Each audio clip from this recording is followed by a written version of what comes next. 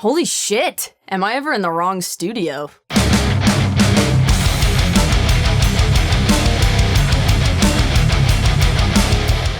Hey everybody, how's it going? It's Friday, that means it's time for SMG Viewers Comments. Hope you're gonna have an amazing weekend. Let's get right to it. Hey Glenn, the leader singer of my band was a part of another group previously. He showed me his old band's newly reformed band. They are now called Dog Fart. They are a drum and bass band, no guitar. What do you think of that? I think it sounds terrible. They also claim they don't need a guitarist. Well, Dylan, anytime anybody brings up drums and bass, it just reminds me of that video I saw in Tosh.0 one time called Quack Like a Duck.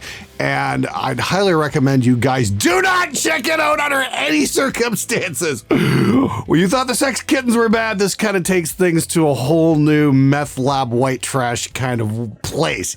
Yikes. Anyway, yeah, Quack Like a Duck. I'm not even going to put a link to it because I really don't want to get demonetized. It's just wrong on so many levels. Yeah. So if they sound anything like the band that did that song, yeah, you're absolutely right. That it totally sucks. Bad fucking idea, guys. Guitars are awesome. Use them. Hey Glenn, sorry to beat a dead horse if this question was asked a while ago by someone else. What's a good alternative to recording drums in an apartment with super strict noise rules? I know there's electric drums, but I'm not sure it's for the best. Thanks and keep on rocking, Glenn. That's a damn fine question. Honestly, I've got a very good friend of mine in LA who lives in an apartment and he has an electronic drum set. And even though he's got his headphones on, he's just tap, tap, tap. The neighbors still bitch because they're fucking uptight cunts. So, I don't know, move to a place that doesn't have such strict noise rules, maybe. Get a place that's not an apartment, or rent a rehearsal studio. I know that sucks, I know that's gonna cost you money, but you wanna play drums, hey, you gotta pay the price. One way or another, you're gonna have to do that. I mean, if you had access to a garage, even there's a way around it, you could build yourself just a real simple system to knock the sound down quite a bit so you can practice by yourself, but you're not really going to be able to jam that way. I don't know, man. There's no easy solution to any of that. Just make sure if you are playing electronic drums in an apartment, make sure to put some towels under your doorways and that sort of thing to keep the air from escaping and thereby the sound from escaping. That might help a little bit, but the people underneath you still might get upset from the tap and tap and tap. I saw some guy put a couple of 4x8 sheets of plywood on tennis balls, and that will acoustically decouple you from the floor. That might help as well. If that's your only solution, I'd say try that. That you can probably do for under $100, and that might work. Another solution, if you don't want to use tennis balls, you want something a little more solid, would be hockey pucks. Anyway, man, good luck. Hope you find a solution soon. Otherwise, get some new neighbors that don't suck so much. This is one of your best videos I've seen. I've been watching your channel for about 2 weeks after starting a band. I want to know if you had any tips on sticking with an instrument through thick and thin.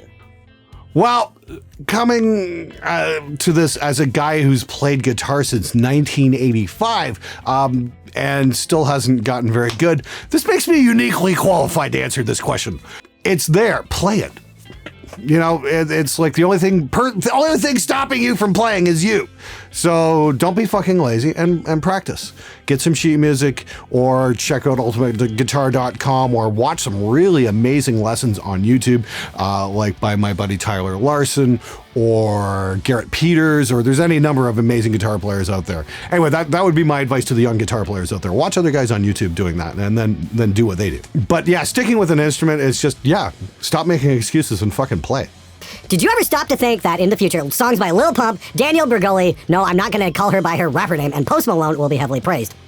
No, not for a fucking minute. And here's why. Because if we look back on the past, even, you know, the late 90s, take a look at Limp Bizkit. Who the fuck praises Limp Bizkit?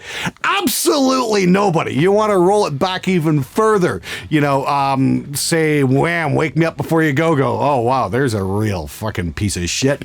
Or the 70s. Take a look at that stuff, you know, like the David Cassidy stuff. Does anybody praise David Cassidy as a great performer or musician? No, not at all. Or even further back, you know, you look, Yummy, Yummy, Yummy, I Got Love in My Tummy. You know, people look back at that and go, wow, what a piece of shit. So don't worry about these so-called modern talents being revered somehow in the future. Trust me, they won't. People can always tell shit when they see it. Oh, and by the way, big thumbs up to Stevie T for introducing me to Gucci Gang. Yeah, fuck you, Stevie. Seriously, guys, can we all go on Patreon and perform the uncensoring ritual so we'll never have to see cunty McNiceness ever again? Please? Well, thanks very much for the suggestion there, Victor. I would highly recommend you guys join my Patreon. So, yes, we don't have to see Nice Guy Glenn ever again. Here's the deal. I've been running a campaign for the last few months. It's called Spend a Buck, Give a Fuck. And what that does is make sure I can speak completely uncensored on YouTube, say exactly what the fuck is on my mind, and call out bullshit when I see it. And I don't have to worry about my advertising revenue being ripped away from me. So I rely on you guys. And because there's like 282,000 of you out there, if I could get a few of you guys just to throw a buck once a month into my Patreon, that would go a very long way into keeping Spectre Sound fun and uncensored the way how it should be. In all seriousness, please head on over to my Patreon page and check out Spend a Buck, Give a Fuck, get involved, and let's keep Spectre Sound fun. I was surprised about the backlash. 99% of these sized contests pick at random, but they don't tell you that to avoid any backlash. See, honesty hurts more than being a dickhead. No wonder this industry is so fucked. I would agree with that statement. I can't say for anyone else, but personally, there was no way in hell I was going to go to you guys and say, oh yeah, by the way, I went through all the entries and here are my 3 winners. You're talking about the Toman Drum Mix contest I did earlier this week. And if I were to say that, that just wouldn't sit right with me. It just kind of goes against my own personal ethics. I've always been completely upfront with you guys. And just saying, oh yeah, I listen to all of them without actually listening to them would kind of suck. So I'd also like to thank everybody who stepped up and volunteered to help check out some of the mixes and help me get through all 700 entries. That is a huge help. I really do appreciate that. So in the meantime, please stay tuned for that. And yes, that is one of the exact reasons why the music industry sucks so bad, is because everybody's just too afraid to be honest. You know, honesty does come with a bit of a price. I know there's a couple gear manufacturers out there who would love to see me dead. I know there's a couple who I know I'll never, ever get any demo gear from. And you know what? That's a price I'm willing to pay because you guys deserve some fucking truth once in a while. Question: how do you start a high school band? I'm a guitarist, but I don't know what to do to reach out to other musicians. Well, don't make a Facebook event because everybody just ignores those. Put up a flyer. Go to a local record store or a local music shop, put up a flyer. Just say, hey, you know, I'm this age and I'm in a I play this and I want to start a band and I'm looking for people to play with. That is a good way to get things rolling. I'll admit, when I was in high school, I had a hell of a time getting things rolling with other musicians and whatnot. We never ever did find a bass player. We found a bunch of other guitar players and a drummer. Never ever did get a bass player until I got to college. And starting a band in college was a lot easier because I was in like the media arts department. And I was with a bunch of like-minded people who all played instruments. And, you know, it took about 30 seconds to put a band together. So either work your ass off, put flyers out, and just hang out and find out where bands are jamming and listen and be helpful and go to local shows if any are happening and ask around. And volunteer to move gear and all kinds of shit. Just get yourself involved. If you can't do that, just wait till you get to college and take an arts course, because chances are you can find musicians. Good luck, dude. Glenn, 4-stringer here. I get the importance of new bass strings, but when can you tell if it's time to boil them or straight up replace them? Asking for all the other basses with 10-year-old strings. If your strings are 10 years old, it's time to replace them!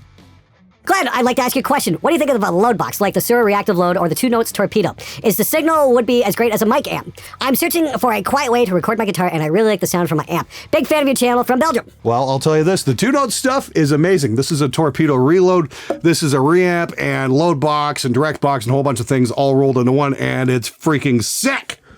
I love the Torpedo stuff. I've got a Torpedo Live. It's great. And the Torpedo Captor, I loved it. And I think it's a magnificent product and is perfect for home recording.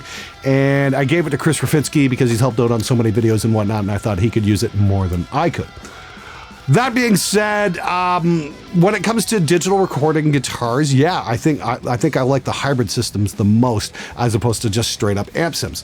I'd rather use a real tube amp with a reactive load, like something from 2 Notes, and then a digital cabinet simulator, like the new ones from Lancaster. You should check out lancasteraudio.com for some signature impulse response packs, including mine. There's some from Cameron Webb and Ulrich Wild, and it's cool because we've got all the Deathclock cabs and mics and that kind of stuff, and it's really, really awesome. So definitely check that out. I'll put a link to Lancaster in the description below. Finally, you're being civil and professional. Keep it up and enjoy your advertising revenue. Yeah, you know what? I don't think that's going to happen again for quite some time, because even I wanted to slap that guy. Glenn, as a newer producer without too much of my portfolio, what should I charge people that want me to record for them? I'm working on my mixing skills with my buddy as we write music together, and I've been in courses for almost a year now.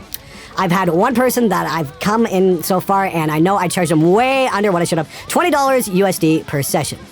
Yeah, don't charge flat rates per session. You're just going to get fucked. Charge by the hour. Seriously, it's amazing how much the musicians practice when you start charging by the hour. At least that's how it works in theory, sometimes not so much, but whatever, at least you're getting paid by the hour to sit there and watch people learn how to play their instrument. Dude, seriously, $20 per session. Is that like per day? Is that like an 8-hour day? You should at least be getting your local minimum wage.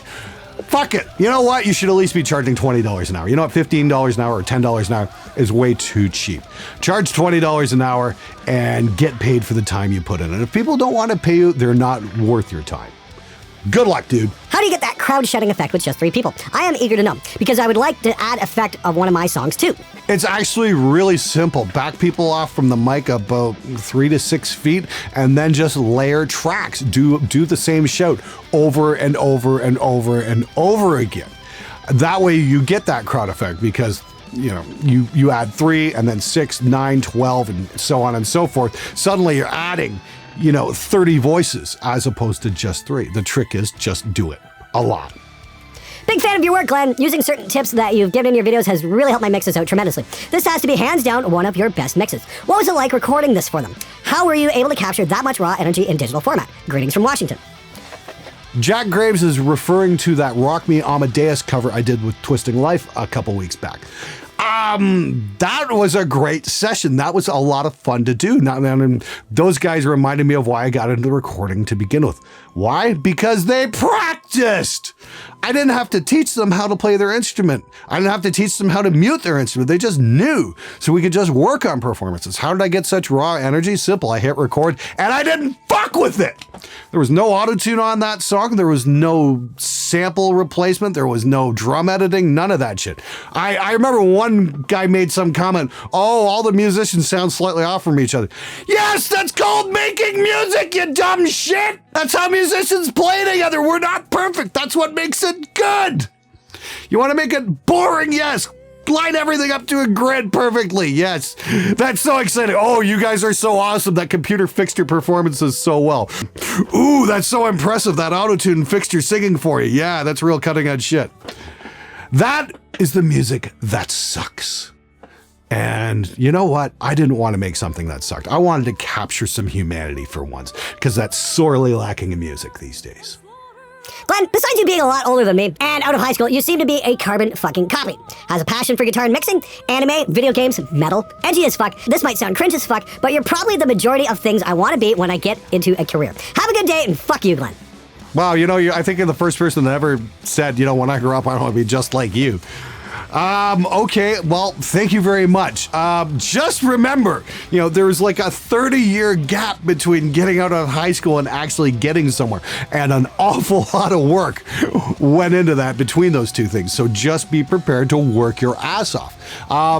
Yeah, here's the thing. I love video games. I've been a gamer since like day one. And since like the first Pong game came out, I was just mesmerized by that when I was a little kid. But I don't have time to play games very much anymore because I'm constantly making content for you guys. And by no means am I complaining. I am absolutely thrilled and privileged to do this show for you guys.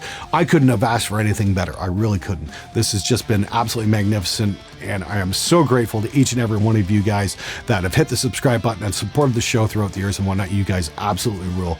And you guys are what motivates me to get up and do this show all the time.